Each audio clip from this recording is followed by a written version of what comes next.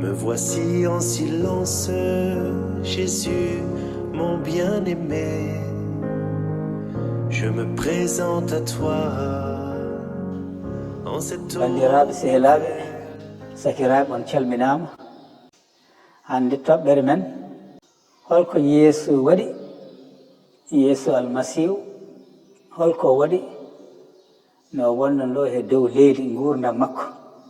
donc ɗum etaɗen haalde seeɗa, en mbawa haaldude fof ko waɗi.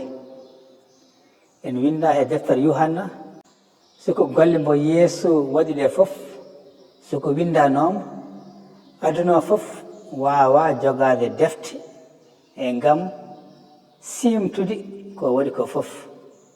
ciftanen yimɓeɓe Yessu Almasiihu o wona annabi, o diwi ɗon kanko ko Almasiihu. o ari ko waɗe golle keeriɗe. no yehde ha o dañi duuɓi 30 o jibina ko wuro ne wiye Bethléem ser Jérusalem, toon to leydi Israil. no dañde duuɓi 30 o fuɗɗi golle ɗe. o fuɗɗiri noon ko yaade e toon to juulioto Yahuden. o rokka deftere nde, o morli deftere nde, o wi Yahuden hettonoɓe ko kanko woni patanoɗo o, ko kanko woni Almasiihu ponnoɗo arde.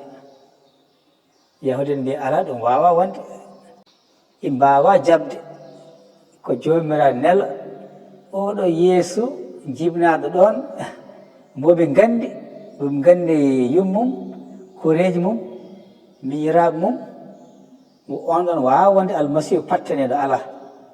eɗo Yessu wirni annabi salaki so wona e nder hakkude leñol mum, hakkude yimɓe mum. donc ne waji ɓe calimo hankkadi o yeehi he beddaji ɗi, manam he degri ɗe, e ngam noddude yimɓe almuɓe makko. eyyi enen gandi o dañi almuɓe 12.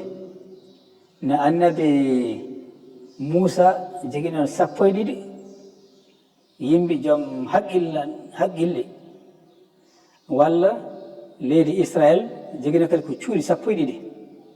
o fuɗɗi safrude ñawɓe, o fuɗɗi wurtinde maayɓe, wumtinde jibdidanoɓe he gumdam, wadde kawisaji kewɗi, ha yimɓe mbatti wiide ko wayni meeɗa yiyeede he Israila. mais kam surtout o yaafima bakkatuji yimɓe ɓe. ganden Almasiihu arani ngam wadde golle mo nelaɓe ɓe mbanno, ala. o ari ko wadde ko woppiti ɗum ɗon. o ari ko rokkude yimɓeɓe gurdam ha abadan, manam gurdam kesam. o wi ko kanko woni gonga, woni laawol, woni gurdam. o wi kadi neɗɗo wawa yaade to jomiraɗo taw rewane e makko. waɗimi wiide noon par kanko laaɓɗo ko ceniɗo. jomiraɗo wawa hoddude bakkat, saabu ko laaɓɗo ko ceniɗo. la buddu ndewa he neɗɗo mbo ala bakkat, garɗo maayi rufi ƴiiƴam mum ngam sottude bakkadinoɓe ɓe. ko ɗum woni garal makko e oɗo aduna. bandiraɓe, jomiraɗo waɗi Yessu waɗi golle kewɗe, golle kawniɗe, kulɓiniɗe, kadi meeɗa yiyeede he leydi Israil.